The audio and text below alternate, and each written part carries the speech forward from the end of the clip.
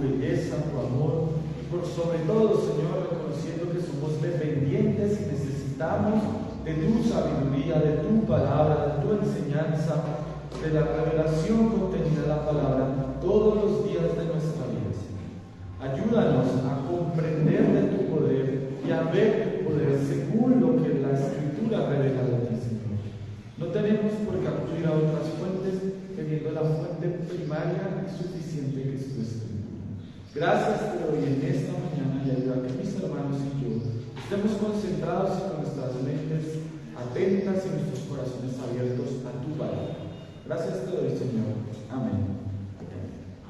Bueno, mis amados hermanos, muy buenos días. Continuamos con esta serie de los atributos de Dios. Recordemos que estamos viendo el atributo de la omnipotencia de Dios, o el poder de Dios también llamado. Y el sermón de hoy será la cuarta parte de este atributo que estamos estudiando, así como lo puede usted apreciar aquí en la pantalla detrás mío. Este sermón tiene como título El poder de Dios y los milagros. El poder de Dios y los milagros.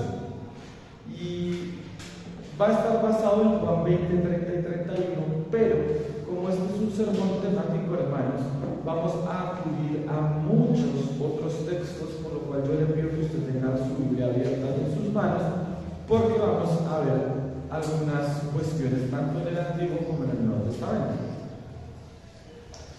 Este sermón, mis amados hermanos, es la continuación de los demás sermones, y nosotros ya hemos visto en qué consiste el poder de Dios, hemos visto cómo se relaciona la omnipotencia con la naturaleza, cómo Dios constituyó autoridades en el mundo para que rija al ser humano. Vimos hace 8 días cómo constituyó al gobierno, cómo constituyó a la familia y cómo constituyó a la iglesia. Pero también tenemos que ver el poder de Dios manifestado en las Escrituras, es decir, manifestaciones específicas del poder de Dios, y eso es lo que vamos a ver en esta mañana, y especialmente en un tema que siempre ha llamado mucho la atención, y son los milagros. Hoy en día, pues de hecho, muchas iglesias tienen cultos de milagros, cultos de señales, de sanaciones, de todo tipo de prodigios. Y vamos a ver cómo se manifestó el poder de Dios en las Escrituras, en los milagros. ¿En qué consistía el milagro? ¿Por qué se hacían los milagros? ¿Y qué clase de milagros hubo? Por supuesto, mis hermanos, este sermón no pretende agotar todos los milagros porque sería imposible por el tiempo. Pero vamos a ver algunos milagros, y allí usted podrá ver el propósito cuando leamos los textos del por qué se hacían los milagros, que es algo que nos va a permitir a nosotros tener luz y conciencia de para qué se manifiesta el poder de Dios.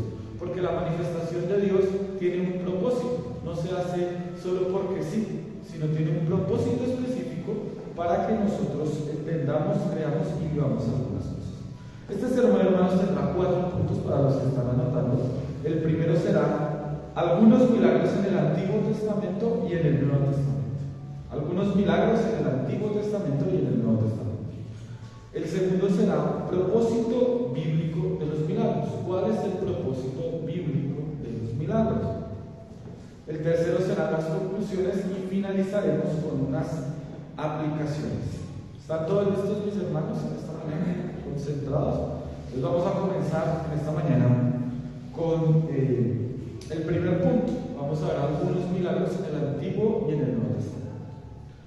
Lo primero que tenemos que decir antes de ver específicamente cada milagro, hermanos, es que Dios no siempre obra de una manera comprensible para nosotros. Nosotros, los seres humanos, y en la actualidad, tenemos y comprendemos, tenemos un estado de conocimiento más avanzado que el que se tenía en cualquier otra época de la humanidad. Y estos milagros que el Señor hacía, que aún sigue haciendo, muchas veces desafían las leyes de la lógica, las leyes de la naturaleza, las leyes de la física y de las cosas que nosotros entendemos. Esto ha llevado a muchos al escepticismo, a no creer que estos milagros de verdad ocurrieron o que ocurren en la actualidad. Piensan que simplemente es la sugestión de la mente, o que son engaños, o que son trucos de magia, o que son apariencias. Pero, mis amados hermanos, cuando nosotros comprendemos en primer lugar el valor y la verdad, la fidelidad de las Escrituras, y segundo, su infalibilidad, sabemos que los milagros que se hayan contenidos allí son verdad. Y que tenemos, mis amados hermanos, que comprender que Dios obra de maneras que muchas veces nosotros como seres humanos no entendemos. Dios obra, dice un dicho por ahí, de maneras misteriosas. Yo diría de maneras inexplicables, porque hace cosas que solo Él puede hacer. Pero vamos a ver por qué las hace. Dentro de la confesión de fe, mis amados hermanos, en el capítulo 5, habla de la providencia, en el párrafo 3, nos muestra que Dios puede y hace uso de los medios como Él le place. Cuando usted hace un estudio de lo que el concilio de la confesión quería decir de los medios, es que básicamente todo lo que Él creó, Él lo utiliza como Él quiere, según el uso que Él creó, contra el uso que Él creó, y hace como quiere. Es decir, Él creó todas las normas, la arquitectura del universo, pero ellas no sujetan a Dios, sino que Dios las sujeta a ellas. Él es el que puede decir cómo utiliza las cosas. Mientras nosotros tenemos que adaptarnos a las normas que Él creó, Él no está sometido a esas normas, porque Él mismo las creó e incluso puede hacer cosas en contra de ellas, pero siempre con un propósito santo. Dicho esto, hermanos, vamos a ver en primera medida 3 milagros en el Antiguo Testamento. 3 milagros en el Antiguo Testamento. Y le pido que me acompañen al primer milagro, un milagro muy conocido, que está en el libro de Éxodo, segundo libro de la Biblia, capítulo 14. ¿Todos tienen la Biblia? Éxodo, capítulo 14. Y vamos a leer el versículo 21. Si usted quiere entender todo el milagro, debería leer todo el capítulo, pero vamos a leer el versículo 21 y después vamos a leer el versículo 31. Dice Éxodo 14, 21. Y extendió Moisés su mano sobre el mar, e hizo Jehová que el mar se retirase por recio viento oriental toda aquella noche. Y volvió el mar en seco, y las aguas quedaron divididas. Yo quiero que usted vea una cosa, porque muchas veces yo escuché en la escuela dominical que Moisés fue quien abrió el mar, pero lea nuevamente la primera sección y vea quién lo hizo. Y extendió Moisés su mano sobre el mar, e hizo ¿quién? Jehová, que el mar se retirase. Es decir, el Señor le dio la orden a Moisés que hiciera esa señal de extender su mano, pero fue Dios mismo quien abrió. ¿Por qué? Pues porque nosotros como seres humanos no tenemos el poder de hacer esas cosas, simplemente Dios las hizo. Si usted sigue la lectura, se da cuenta que el pueblo de Israel atraviesa el mar en seco, pero luego que ha atravesado, los egipcios vienen detrás persiguiéndolos, y cuando los israelitas terminan de cruzar, el mar vuelve a su cauce normal. Y entonces los egipcios son ahogados. Pero miren lo que dice el versículo 31. Después de que pasa todo esto, que los egipcios son ahogados y ellos pueden pasar a salvo. Y vio Israel aquel grande hecho que Jehová ejecutó contra los egipcios. Y el pueblo temió a Jehová y creyeron a Jehová y a Moisés su siervo. Acá empezamos a ver cómo se delinea el propósito de los milagros. Vemos que esto generó temor y fe en el pueblo, pero fe en Jehová a causa de ese milagro. Pero este no es el único milagro. Les pido que me acompañen a un milagro que para mí es todavía más impresionante, que se encuentra en el libro de Josué. Vamos, hermanos, al libro de Josué, sexto libro de la Escritura, en el capítulo 10, versículos 12 al 14. Josué 10, 12 al 14.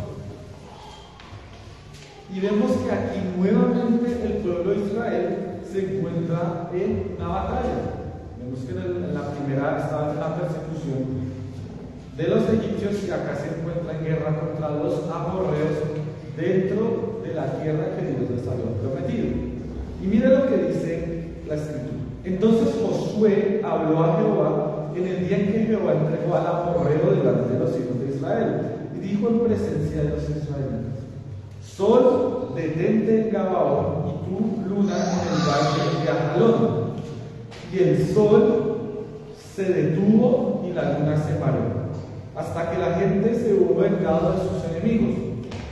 ¿No está esto escrito en el libro de Josué? Y el sol se paró en medio del cielo y no se apresuró a ponerse casi un día entero. Y no hubo día como aquel, ni antes ni después de él, habiendo atendido Jehová la voz de un hombre, porque Jehová peleaba por Israel.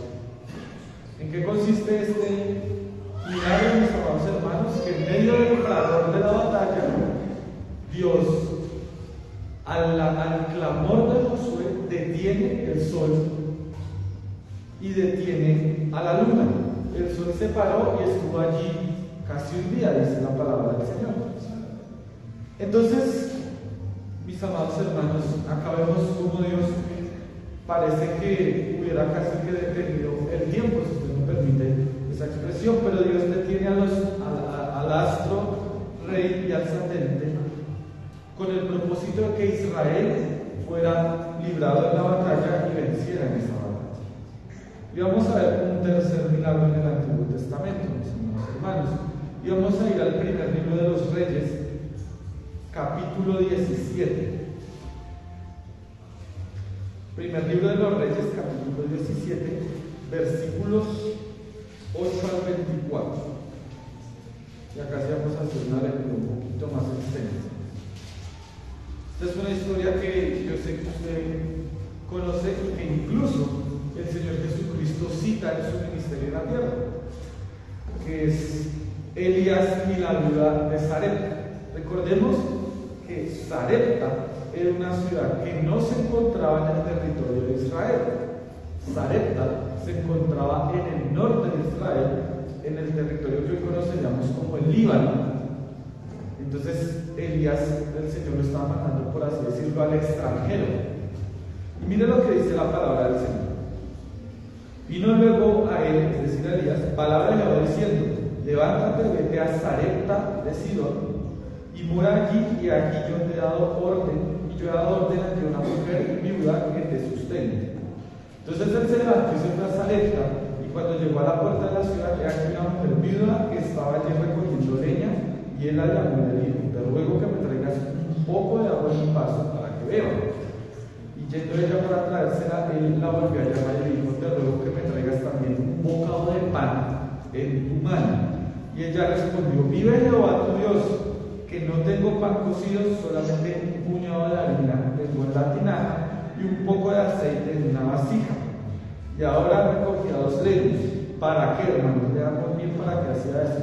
Para entrar y prepararlo para mí, para mi hijo, para que los comamos y nos dejemos morir. O sea, era lo único que tenía, no tenía nada más. Era la última comida, mejor dicho, que iba a tener la vida y el hijo. Y Elías le dijo: no tengas temor, ve, haz como has dicho, pero hazme a mí primero de ello una pequeña torta cocida debajo de la ceniza, y tráemela, y después harás para ti y para tu hijo. Porque Jehová Dios de Israel ha dicho así: la harina de la tinaja no escaseará, ni el aceite de la vasija disminuirá, hasta el día que Jehová haga llover sobre la tierra. Entonces ella fue, hizo como le dijo Elías, y comió él y ella y su casa muchos días. Y la harina de la tinaja no escaseó, ni el aceite de la vasija menguó, conforme a la palabra que Jehová ha dicho por Elías. Acá está el milagro, que es la multiplicación del alimento, ¿cierto? La multiplicación de la harina y del aceite. Pero, está la escritura abierta, porque en ese mismo lugar, y en ese mismo contexto, y en esas mismas personas, sucede un segundo milagro. Mire lo que dice: después de estas cosas, después de la multiplicación del alimento, aconteció que cayó enfermo el hijo de la ama de la casa, y la enfermedad fue tan grave que en el alma. Y ella dijo a Elías: ¿qué tengo yo contigo, varón de Dios? ¿Has venido a mí para traer a memoria mis iniquidades y para hacer morir a mi hijo? Él le dijo: dame acá tu hijo. Entonces él lo tomó de su regazo y lo llevó al aposento donde él estaba y lo puso sobre su cama. Y clamando a Jehová, dijo: Jehová Dios mío, aún a la viuda en cuya casa estoy hospedado has afligido, haciéndole morir su hijo. Y él se tendió sobre el niño 3 veces y clamó a Jehová y dijo: Jehová Dios mío, te ruego que hagas volver el alma de este niño a él. Y Jehová oyó la voz de Elías, y el alma del niño volvió a él y revivió, ¿cierto? Tomando luego Elías al niño, lo trajo del aposento a la casa y lo dio a su madre. Le dijo Elías: mira, tu hijo vive. Entonces la mujer dijo a Elías: ahora conozco que tú eres varón de Dios, y mire lo último, y que la palabra de Jehová es verdad en tu boca. ¿Qué vemos como patrón en estos 3 milagros? Que pasan cosas que normalmente no pasan, ¿cierto? En la primera, el mar se abrió, el mar rojo que se halla en Egipto hoy en día. El segundo, el sol se detuvo y estuvo un día allí. Creo que eso no lo hemos visto nunca, ni lo veremos tampoco. Y el tercero, el alimento no escaseó nunca, sino salió harina, salió aceite. Y un niño murió y fue resucitado. Pero, si usted se da cuenta, Moisés, Josué y Elías ruegan a Dios porque sucedan estas cosas. ¿Por qué? Porque el único que tiene el poder para obrar en milagros es Dios. El único que tiene poder para abrir el mar es Dios. El único que tiene el poder para parar el sol es Dios. Y el único que puede resucitar a una persona y multiplicar el alimento es Dios. Solamente Dios, hermanos. Entonces, cuando nosotros empezamos a ver en el final de estas escrituras, de estas lecturas, por qué se oran milagros, normalmente empezamos a ver que es para convicción de las personas involucradas en ese asunto. Si usted se da cuenta, en la primera el pueblo creyó y temió a Jehová. En la segunda, el pueblo también creyó. Y en la tercera, la viuda dice: conozco que eres varón de Dios, que la palabra de Jehová es verdad. Es decir, es convencida por causa de ese milagro. Pero no solo en el Antiguo Testamento obraron milagros, sino vamos a ver ahora 3 milagros en el Nuevo Testamento. Y ahora le pido que me acompañe al Evangelio de Mateo, capítulo 14. Mateo, capítulo 14. Y vamos a ver del versículo 25 al versículo 33. Y este pasaje es muy conocido. Se llama Jesús anda sobre el mar, dice acá. Y mira lo que dice: mas a la cuarta vigilia de la noche Jesús vino a ellos como andando sobre el mar, caminando sobre el mar. Y los discípulos, viéndole andar sobre el mar, se turbaron, es decir, se asustaron, diciendo: un fantasma. Y dieron voces de miedo. Pero enseguida Jesús les habló diciendo: tened ánimo, yo soy, no temáis.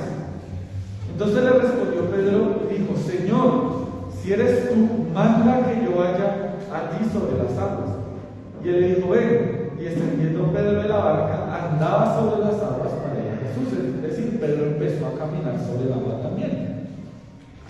Pero al ver el fuerte viento tuvo miedo, y comenzando a hundirse, dio voces diciendo: Señor, sálvame. Al momento Jesús extendió la mano hacia él y le dijo: hombre de poca fe, ¿por qué dudaste? Y cuando ellos subieron en la barca, se calmó el viento. Y mire lo que sucede después de que Jesús caminó sobre el mar. Entonces los que estaban en la barca vinieron y le adoraron, diciendo: verdaderamente eres hijo de Dios. Usted se da cuenta, hermano, creo que los textos empiezan a hacer o apuntar punto en específico, y es que la obra milagrosa del poder de Dios obra para convicción, para fe, para que las personas, tanto creyentes como incrédulas, fortalezcan y crean en Dios. Y vean, hermanos, porque Pedro se hundió, ¿no? Porque tuvo poca fe. Yo siempre he dicho, pues yo creo que Pedro alcanzó a dar unos pasos. A preguntarse usted cuántos pasos había alcanzado a dar sobre las aguas, ¿no? ¿Será que caminaba unos pasos como Pedro o caía directo al agua y se hundía? Vamos a ver un segundo milagro. Mateo 17, ahí adelante, los capítulos adelante. Versículos del 1 al 4. Y es la transfiguración. Mateo 17, 1 al 4. Y mire lo que dice. Acá está nuevamente Pedro. 6 días después, Jesús tomó a Pedro, a Jacobo y a Juan su hermano y los llevó aparte a un monte alto. Y se transfiguró delante de ellos. Y mire lo que pasó. Y resplandeció su rostro como el sol y sus vestidos se hicieron blancos como la luz. Y aquí les aparecieron Moisés y Elías hablando con él. Entonces Pedro dijo a Jesús: Señor, bueno es para nosotros que estemos aquí. Si quieres, hagamos 3 enramadas, una para ti, otra para Moisés y otra para Elías. Aquí, mis amados hermanos, se da tal vez uno de los acontecimientos más importantes que los discípulos pudieron ver. Y fue ver a Cristo en su gloria, en el resplandor de su gloria. Y dense cuenta, hermanos, que obviamente esto es algo que solo puede Dios hacer, pero que llegan 2 personajes, Moisés y Elías, personajes que ya vimos que obraron en milagros también, ¿no? En el Mar Rojo y en la multiplicación de los panes, perdón, la multiplicación del aceite y de la harina. Y cuando ellos, mis amados hermanos, ven estas cosas, no solo se trae a convicción su vida, sino que si usted va a ver más adelante en el versículo 5, el Padre se manifiesta. Dice: este es mi Hijo amado, en quien tengo complacencia. Es decir, el Padre habla, está el Hijo, y veamos el versículo 6 lo que sucede, porque quiero que lo vean. Porque cuando el Padre habla, mire lo que sucede. Al oír esto, los discípulos se postraron sobre sus rostros y tuvieron gran temor. Es decir, reconocieron que Dios estaba allí, reconocieron que Dios hablaba, reconocieron que el Padre hablaba sobre el Hijo y que Cristo era también Dios. Y tuvieron temor. Recordemos que el pueblo de Israel, cuando cruzó el mar y vio que los egipcios fueron consumidos por el agua, tuvieron temor. Y acá los discípulos tienen temor, porque cuando esto es muy difícil de imaginar, pero cuando Dios manifiesta al menos un poco de su poder, es tan grande, es tan poderoso, es tan fuerte, que muy probablemente nosotros no podemos aceptar o tolerar ese poder. Nuestro cuerpo no lo puede aceptar porque es demasiado poderoso. Y vamos a ver el último milagro. Vamos a ir al libro de Juan, Evangelio de Juan, capítulo 11. Y vamos a ver versículos 38 al 44. Juan 11, 38 al 44. Y miren lo que dice la siguiente: resurrección de Lázaro. Dice: Jesús, profundamente conmovido otra vez, vino al sepulcro de Lázaro. Era una cueva y tenía una piedra puesta encima. Dijo Jesús: quitad la piedra. Marta, la hermana del que había muerto, le dijo: Señor, hiede ya, porque es de 4 días, o sea, huele horrible, ¿no? Jesús le dijo: no te he dicho que si crees, verás la gloria de Dios. Mira lo que le dice el Señor, que si crees. Entonces quitaron la piedra de donde había sido puesto el muerto, y Jesús, alzando los ojos a lo alto, dijo: Padre, gracias te doy por haberme oído. Yo sabía que siempre me oyes, pero lo dije por causa de la multitud que está alrededor, para que crean que tú me has enviado. Y habiendo dicho esto, clamó a gran voz diciendo: Lázaro, ven fuera. Y el que había muerto salió, atadas las manos y los pies con vendas y el rostro envuelto en un sudario. Jesús le dijo: desatadle y dejadle ir.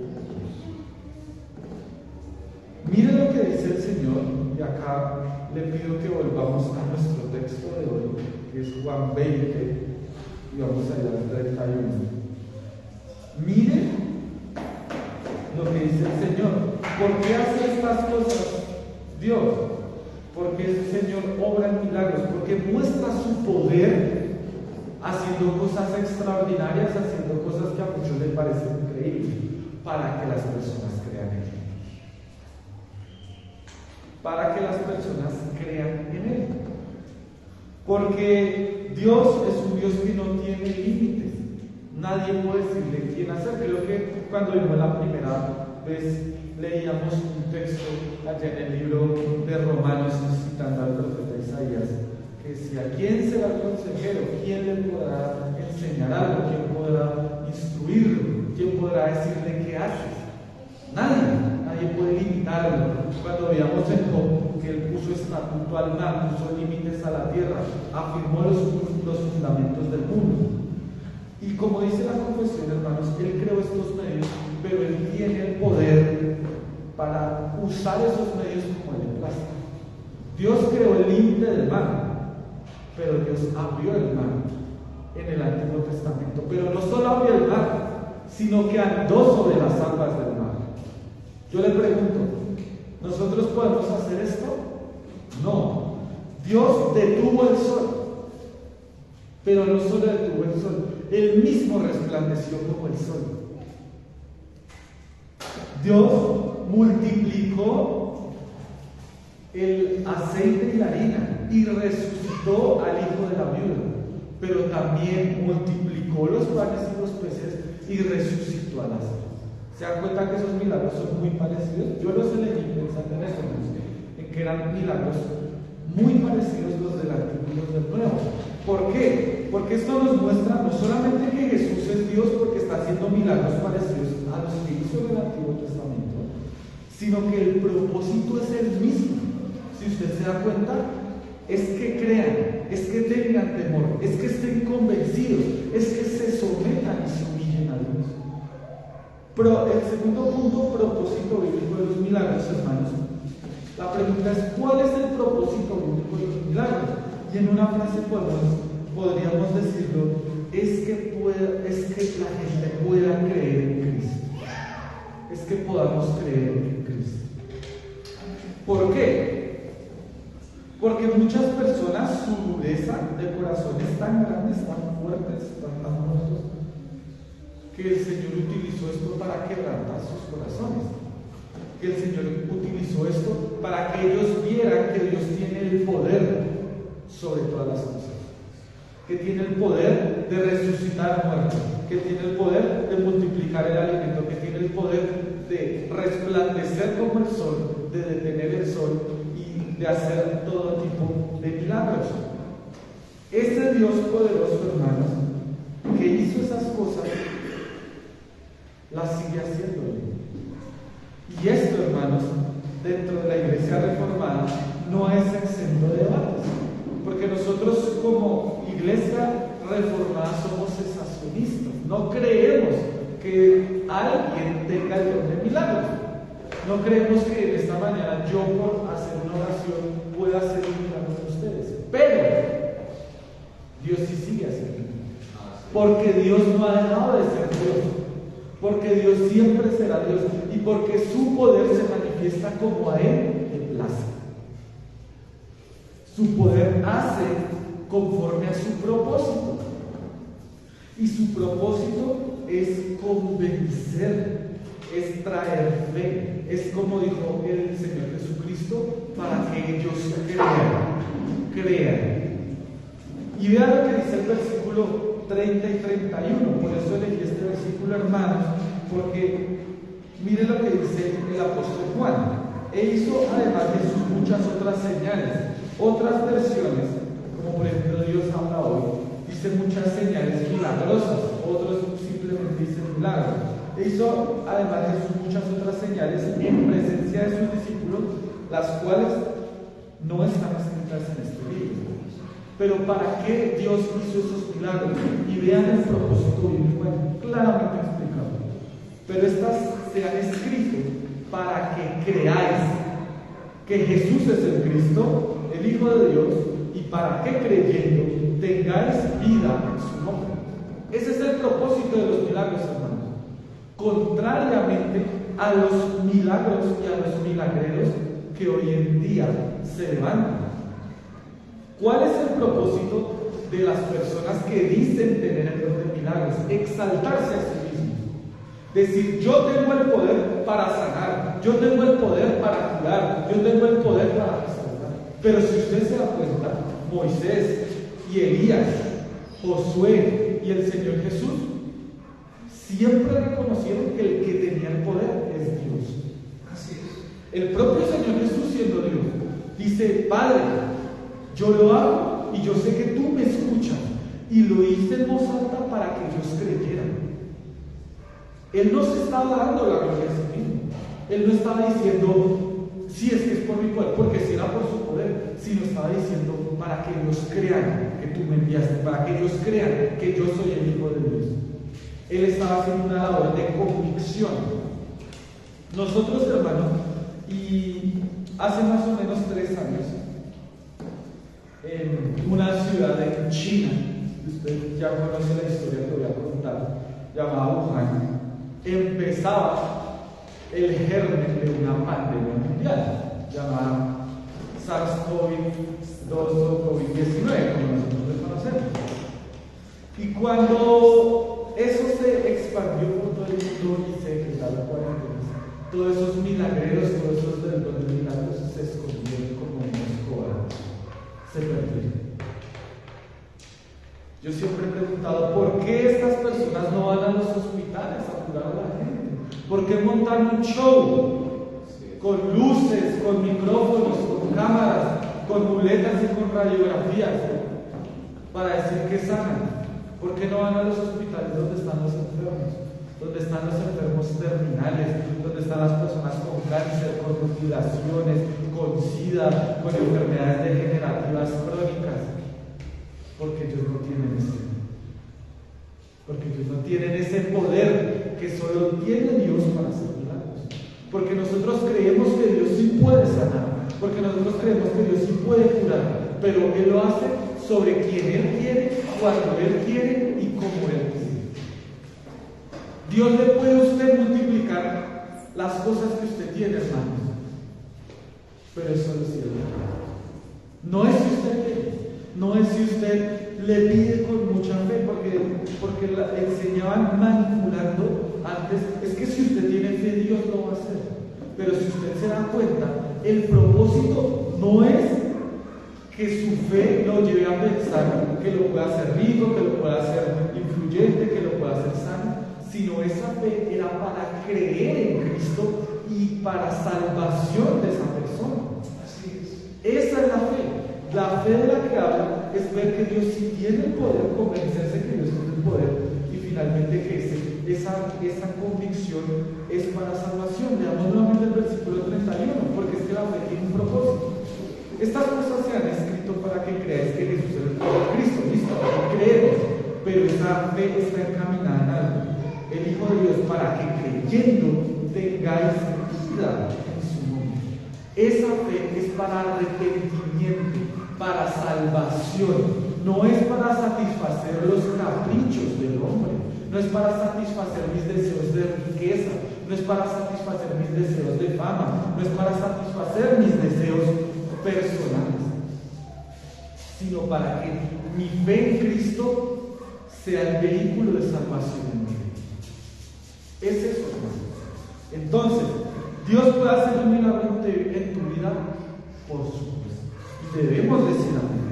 Dios tiene el poder, como dijo Job, para dar y para quitar. Dios tiene el poder para quitarle todo a Job, pero también para restituir. Pero eso no quiere decir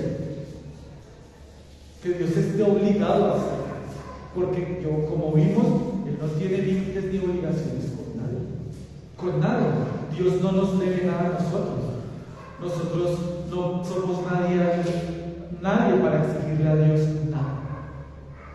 Nada. Él podía haber hecho perecer al pueblo, pero en su propósito estaba salvando. Pero a los egipcios sí los hizo perecer. Él podía haber hecho perecer a la viuda y dejarla morir, pero en su propósito estuvo que la viuda viviera y que su hijo que había muerto resucitara. Pero no lo hizo con todas las viudas, ni lo hizo con todos los muertos. Él obra de manera específica. Y por eso encontramos un misterio, hermano. Y es que Dios hace esas cosas sobre algunas personas y sobre otras no. Nosotros oramos para que nuestros familiares que están enfermos puedan sanarse, puedan sobre todo conocerlo, pero muchos no lo conocerán y muchos morirán en condenación. Nosotros vemos que el Señor a muchos les ha dado riquezas, pero a muchos no se la ha dado. Nosotros vemos que el Señor le ha permitido a muchos hermanos obrar poderosamente y otros no. Pero lo importante no es el milagro, sino lo que viene detrás. Que el poder de Dios nos lleve a convicción de salvación, creer, temer. Porque ¿de qué vale que hagan un gran milagro si no creemos en el Señor?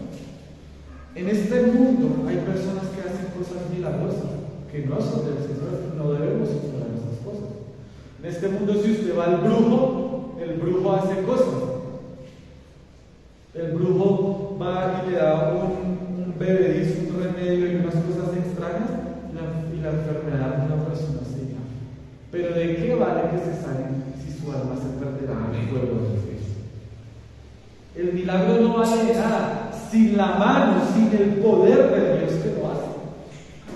El milagro tiene sentido cuando Dios lo hace para cumplir un propósito en las vidas de quienes Él obra.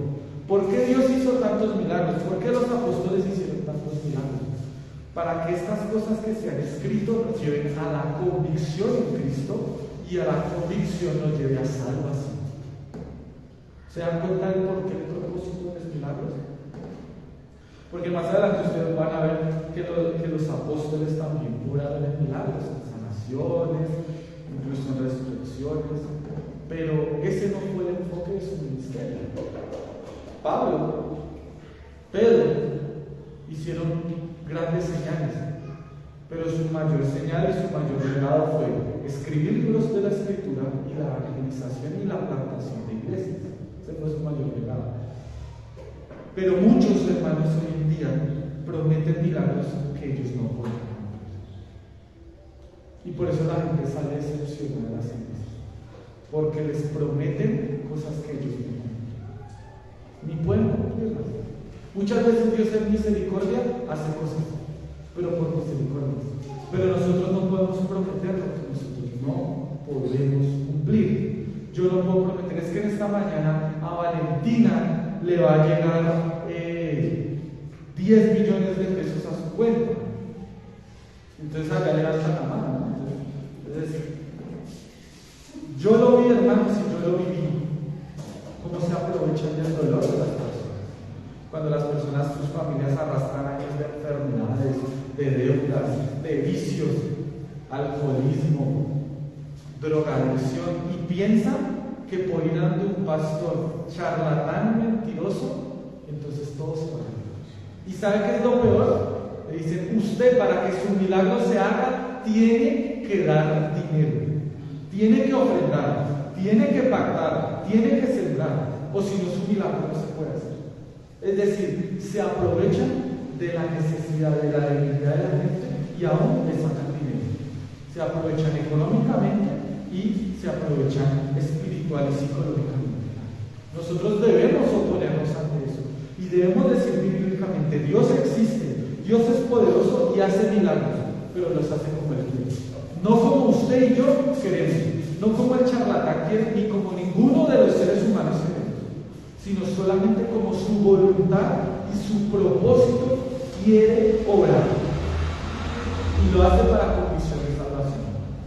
Por eso, cuando aparezcan, cuando el día que usted esté enfermo, su familiar esté enfermo, usted esté endeudado, no corra delante de esas personas. La desesperación es una cosa terrible y nos hace dudar de nuestras convicciones y nos hace ir y hacer cosas que nosotros normalmente no haríamos. Yo lo vi, hermano, yo lo viví. Cuando la gente está enferma, la desesperación de ella y de la familia lo hace ir al brujo, lo hace ir al charlatán de la esquina, lo hace ir al no sé qué, al no sé cuál, al hermano llanero y a muchas cosas. Usted nunca caiga en eso, hermano. Sea que usted viva, sea que usted muera, el poder de Dios se cumplirá en usted. Sea que usted sea rico, sea que usted sea pobre, el poder de Dios se cumplirá en usted. Sea que usted reciba el milagro, o sea que usted no lo reciba, el poder de Dios se cumplirá. Porque el poder de Dios obra conforme a su bendito y santo propósito. Nuestro deber como creyentes es someternos a Él. Vamos a las conclusiones, hermanos. Y la primera es que Dios no tiene límite alguno para su poder. Él creó y ejerce pleno dominio en su creación. Un día creó todo, pero un día todo esto que creó pasará. Un día todo esto ya no estará y será diferente. Los milagros quedaron registrados en la Escritura con el propósito de que creamos el poder de Dios. Y cuando vemos un milagro que es de Dios, por supuesto, no es el milagro del hermano de Ángel, sino el milagro de Dios, debemos dar gloria a Dios. Y si no es para nosotros, debemos alegrarnos por el hermano al que le sucedió. Porque si mi hermana Sharon recibe un milagro, entonces yo no puedo, Dios, pero ¿por qué le das a él? Y a mí no me das. No, gloria a Dios, el Señor sigue obrando. Y su poder es grande y maravilloso. ¡Qué maravilla! Lo tercero, los milagros nos llevan a la adoración y a la fe en Cristo y a la confianza en su poder a aquellos que reciben. Si usted se dio cuenta, al pueblo de Israel y a los discípulos los llevó al temor, pero también a la oración y a la fe. Y las aplicaciones, mis amados hermanos, unas preguntas, por supuesto, para que usted reflexione allí en su mente y en su corazón. ¿Crees que Dios tiene el poder para hacer milagros hoy en día? ¿O tú crees que eso ya no está vigente, ya no está activo, ya se acabó? ¿Crees en los milagros de la Biblia como verdaderos o crees que son un mito, una leyenda, una fábula? Cuando te hablan de ellos, sí, pero no los crees.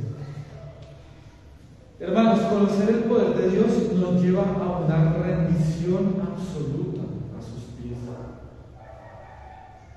Como ustedes vieron, los discípulos se postraron. Como ustedes vieron, Israel temió y adoró a Dios. Para eso existen los milagros, para someternos a Dios, para llevarnos a convicción de nuestro. Los milagros finalmente nos revelan a Cristo como Salvador. ¿Y qué podemos decir si esto pasa? Pecador y creyente ven al Señor de los milagros. No al Señor de los milagros de uno, sino al Señor de la Escritura, al Señor de la palabra. Porque vea que el Señor obró no solo milagros en los incrédulos, sino casi en todos los ejemplos que yo les di, obró en Israel y obró en sus discípulos en la transfiguración.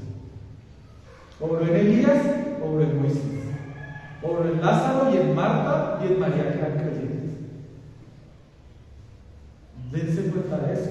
Eso trae convicción al pecador, sí, pero también debe traer a convicción al creyente. Mi Dios existe y mi Dios es poderoso y hace cosas que yo no entiendo, pero en su poder las hará y las seguirá haciendo hasta que Él regrese.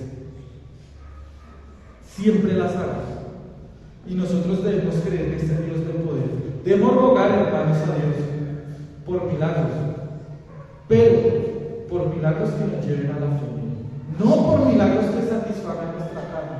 No porque me dé el último Lamborghini para yo ser el más duro del barrio y que todas las chicas me persigan, porque eso no nos lleva a nada. Por el milagro de la salvación de nuestra familia. Por el milagro de la convicción de los que nos conocen. Por el milagro de mi propia convicción, que mi fe no mengue, que no caiga en el pecado. Porque es un milagro que usted y yo estemos acá y que creamos que Cristo es Salvador. Y ese milagro solo lo hizo Dios por su poder en nuestras vidas. Pónganse en pie esta mañana, mis amados hermanos.